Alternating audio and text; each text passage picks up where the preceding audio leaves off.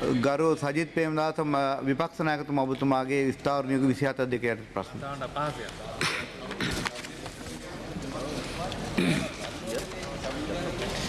ගරු කතානායකතුමනි, අධ්‍යාපන ශාස්ත්‍රය තුළ පවතින අසමතුලිතතා සහ නියමිත කාලයේදී අවශ්‍ය පියවර නොගැනීම හේතුවෙන් අප රටේ සිසු පරපුර අගතියට පත් වී තිබෙනවා.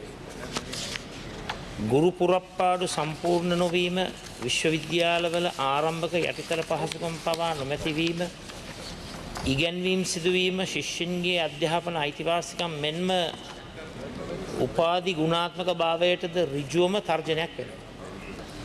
එසේම මේ හේතුවෙන් දේශීය අධ්‍යාපන පද්ධතිය පිළිබඳව විශ්වාසය බිඳ වැටීම, සිසුන්ගේ අනාගත රැකියා අවස්ථා තර්ජනයට ලක්වීමේ තත්ත්වයක්ද උදා වෙනවා. එබැවින් මේ සම්බන්ධයෙන් රජයේ අවධානය යොමු කිරීම පිණිස මා පහත සඳහන් ප්‍රශ්න යොමු කරනවා. කොට්ටාස 90 මෙරට සමස්ත ජාතික සහ පළාත් පාසල්වල පවතින ගුරු පුරප්පාඩු සංඛ්‍යාව පිළිබඳව වාර්තාවක් සභාගත කළ හැකිද? උක්ත ගුරු පුරප්පාඩු පිරවීමට රජය අපේක්ෂා කරනු ලබන්නේ කුමන කාල පරිච්ඡේදයක් තුලද? ධර්මාචාර්ය විභාගයේ සමතුන්ගේ සහාය ඇතිව ආගමික විෂය ඉගැන්වීම සඳහා ගුරු සහාය ලබා ගැනීමේ යම් ක්‍රමවේදයක් පැවතුණා. ඒ අනුව ඔවුන් බඳවා ගැනීමේ වැඩපිළිවෙලක් තිබේද?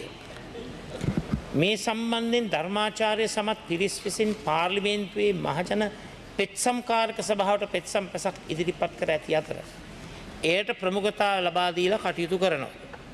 විශේෂයෙන්ම කියන්න කැමති 2087 ගැසට් නිවේදනයට අනුව 2018-8-31 ඒ ගැසට් නිවේදනය නිකුත් කරලා 2019-5-25 ගුරු විභාගයකුත් පැවැත්වුවා. රුපියල් 600ක විභාග ගාස්තුවකුත් ගෙව්වා. 14000ක් සමත් පුරප්පාඩු 5000ක් තිබෙනවා. 2020 ඔක්තෝබර් 16 වෙනිදා ප්‍රතිඵල නැතුව ඉන්ටර්විව් තිබ්බා. ඊට පස්සේ 2024 අප්‍රේල් මාසයේ ප්‍රතිඵලත් පබ්ලිෂ් කරා. මම අහන්න කැමතියි ගරු අග්‍රාමාත්‍යතුමියගෙන් බෞද්ධ, කතෝලික, හින්දු, ඉස්ලාම්, ක්‍රිස්තියානි යන සර්ව ආගමික ධර්මාචාර්ය සමතුන් ඩිප්ලෝමාධාරීන්, උපාධිධාරීන් ඒ දහම් පාසල් අධ්‍යාපනික ප්‍රායෝගික සුදුසුකම් ලැබපු අයට කවදද මේ රැකී ආරක්ෂා ටික ලබා දෙන්නේ කියන එක මම මේ අවස්ථාවේ පළමුවෙන්ම අහන්න කැමතියි.